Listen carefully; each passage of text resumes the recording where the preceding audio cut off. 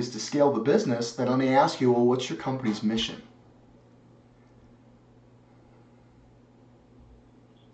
Right.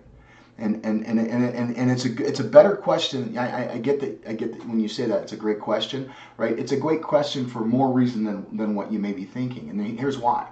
If I asked you what your company's purpose was, what would you tell me?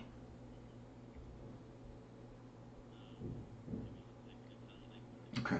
And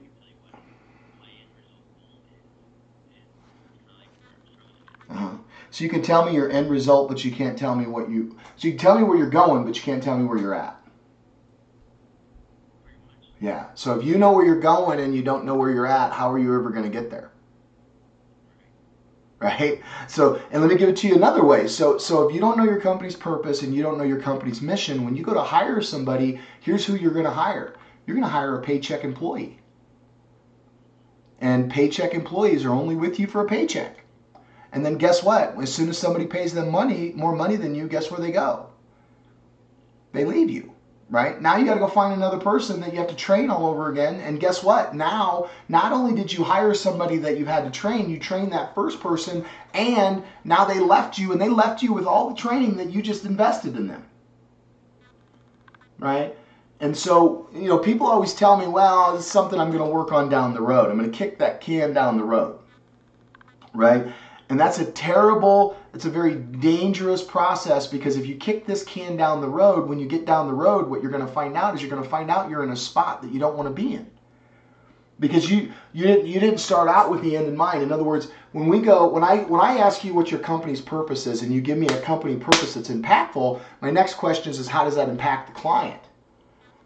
Right? Because when we know what your purpose is in relationship to your client, now when we build those metrics and the systems and the optics and the dashboard that I was just talking about, now that we have identified what our purpose is, where do we get those? Well, we can now take those metrics and put them all over that company purpose and say, are we impacting our environment the way that we've committed to impacting our environment? And we're committed to impacting our environment in the need that this ideal client has. That's a deeper level kind of thing, right? Then when I go to hire somebody, I hire somebody based upon that mission. Like, you're just starting out. This is essential. Like, you've got to get this. You're just starting out. Bruce Springsteen says, when you're trying to create something new, when you're pushing the bounds of reality of what is, and that's basically a business owner, right? Especially at the state you're just getting started, right? You're just trying to create something brand new. And when you're trying to create something brand new and change the model of the world, you have to surround yourself with people that believe in what you're doing. Because otherwise you're going to burn out. How much work does it take for you every day to get up and do what you need to do to make it happen every single day? Like, you got to make it happen. You got to turn the knobs. You are your company's best hire. Like, anything that doesn't get done, you got to do. And if you surround yourself with a paycheck employee, here's the problem. Indifferent people deliver indifferent results. Attitude reflects leadership. How long do you think you could go with people just with you herding cats and babysitting and putting out fires? It's about front loading a deep understanding of what you're doing and who you are. Like, you told me you know what your ultimate vision is. What's your ultimate vision?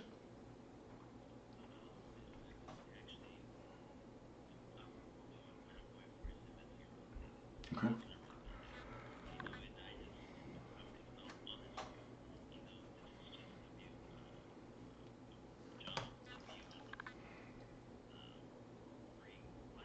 If you could see me right now, I'm shaking my head. I'm just shaking my head. I'm just shaking my head. Because I see this happen time and time again. It's like, well, this is just, it's like, well, I'm just trying to leapfrog. And I get that. It's a great idea. And you still got to know what you're leapfrogging over. Right? This is just an end to get the means to get the end. Okay, well, what's the means? Well, I don't know. You're like, I'm trying to get to this thing over here by using this thing over here, but I don't know what this thing over here is I'm using. Does that make sense?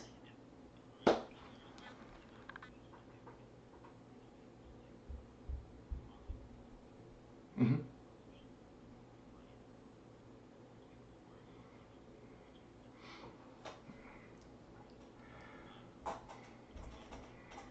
So it's your foot in the door. It's your foot in the door. Yeah. That's not a, and we want to dive down deeper though, right? Because if the whole point of getting this is to get in the door, because that's what it sounds like, we don't want to come in the door half cocked.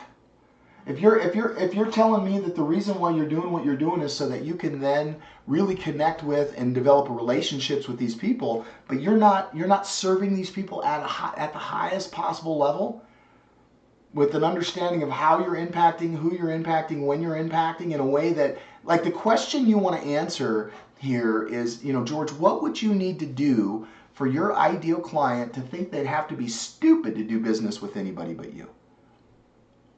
Like, when I went in and when we go in and look at that, it's like, what's the answer to that question? Well, your answer is, I don't know, because you don't even know what your impact zone is yet. If that makes sense. You can't build a brand narrative around something that's not defined. And you can't hire based upon something you don't even know what your ultimate impact is. And yet you're hiring somebody to do a chore. You're like, go do this. And then here's what happens. When you start to scale this business, they're going to fail you. You're going to be you're going to be training your competition. If you're any good, if you're lucky, right? If you're committed and you really do build this at the level that you're telling me that you want to build this, then you've got to take a look at who are we as a company, what do we want to be known for, so that when you start hiring people, I mean, imagine hiring a guy that is just committed. Like, maybe your mission is to connect with and provide the highest possible value for real estate professionals through handyman and da-da-da-da-da. Now we know. So when you hire somebody that's committed to that goal. Always. Right? Because you want to hire slow, fire fast. You're doing, I'm just taking whoever I can get. And that's why you're having trouble finding anybody that's worthwhile, because those people that are going to be a higher quality employee aren't just going to look for just a paycheck, because they probably already have a job that pays them a paycheck. Does it make sense? And so if you hire somebody that's just there for a paycheck, you're going to end up putting fires, you're going to end up chasing them, you're going to end up da-da-da-da-da, right? I mean, and the reality is you want to start with the end in mind. If you're really looking to build that relationship with those people, you have to ask yourself, okay, what kind of an impact can I bring to the market? What kind of a value can I add to my environment that those people currently don't have, that they can't find anywhere else? And then build a brand around that. Does that make sense? Do you have any other questions?